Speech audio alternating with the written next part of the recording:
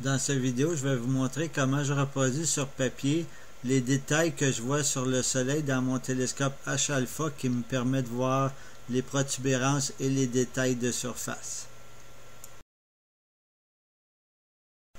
Comme je ne peux pas vous le montrer au télescope, j'utilise un dessin que j'ai déjà fait antérieurement et je vais le reproduire sur le stencil que vous voyez à droite, là, bien simple. J'ai tracé le soleil sur la feuille et là je vais positionner la tache solaire et les protubérances autour du disque pour garder mon orientation, parce que si je suis pas capable de dessiner le soleil tout d'un coup à cause qu'il y a des passages nuageux et que je dois revenir au bout de 10, 15, 20 minutes, une demi-heure, pendant ce temps-là, le soleil se déplace et il fait une légère rotation à mesure qu'il avance dans le ciel.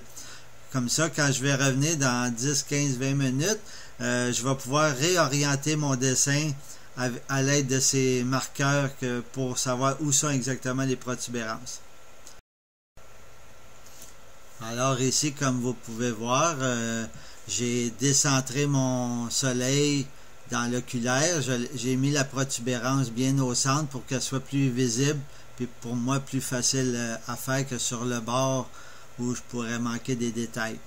Fait que là, tout simplement, je regarde dans le télescope, puis j'essaie de reproduire le plus fidèlement possible ce que je vois dans le télescope. Ça devient une habitude assez rapidement. Dans le fond, c'est pas sorcier. On fait juste reproduire ce qu'on voit d'un côté avec un œil.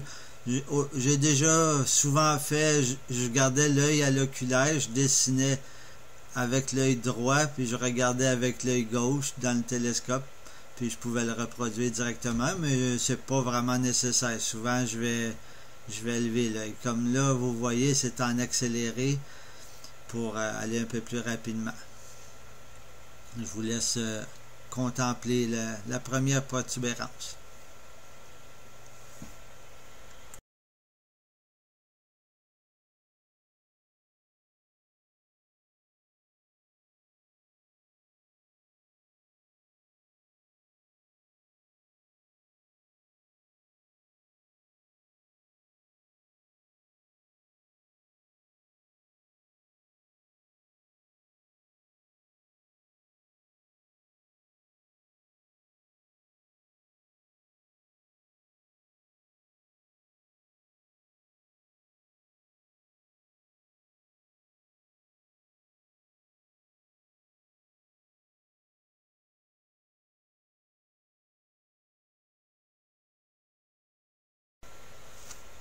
Maintenant, je vais faire la première protubérance en temps normal, puis après ça, ça va tomber en mode accéléré 3 fois parce que la protubérance est quand même assez complexe.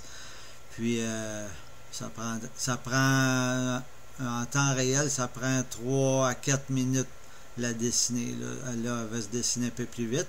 Comme vous pouvez voir, encore une fois, j'ai décentré le soleil dans le télescope pour mettre la protubérance bien au centre, mais de l'autre côté du soleil. Alors, je vous laisse admirer la réalisation de cette protubérance.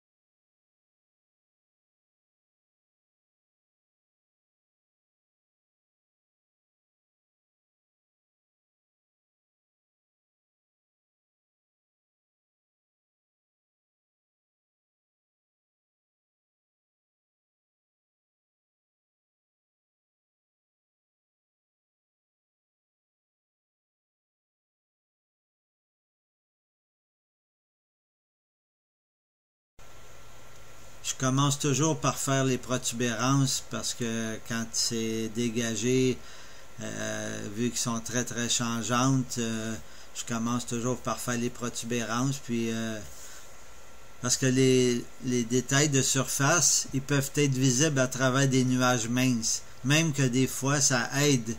C'est drôle à dire, mais des voiles nuageux ou des passages nuageux où on entrevoit le soleil dedans, ça agit comme un filtre double stack qu'on appelle là. C'est comme deux filtres solaires un par-dessus l'autre qui accentuent les contrastes. Puis souvent, quand c'est nuageux ou qu'il y a des passages nuageux, je vois mieux les détails de surface, mais je vois plus les protubérances. Donc c'est pour ça que quand c'est vraiment dégagé, je fais les protubérances en premier. Puis après ça, je vais faire les détails de surface qui, eux, bougent beaucoup moins vite que les protubérances. Fait que même si ça prend jusqu'à 1 heure, là, les détails changeront pas vraiment, puis je vais avoir le temps de les faire entre les nuages ou avec des nuages minces, puis ça va m'aider. Fait que je termine toujours par les détails de surface après avoir fait les protubérances. Vous pouvez aussi remarquer que autour de la tache solaire, il y a du blanc. C'est des régions plus chaudes que la surface du soleil, alors que la tache noire, elle, est plus froide.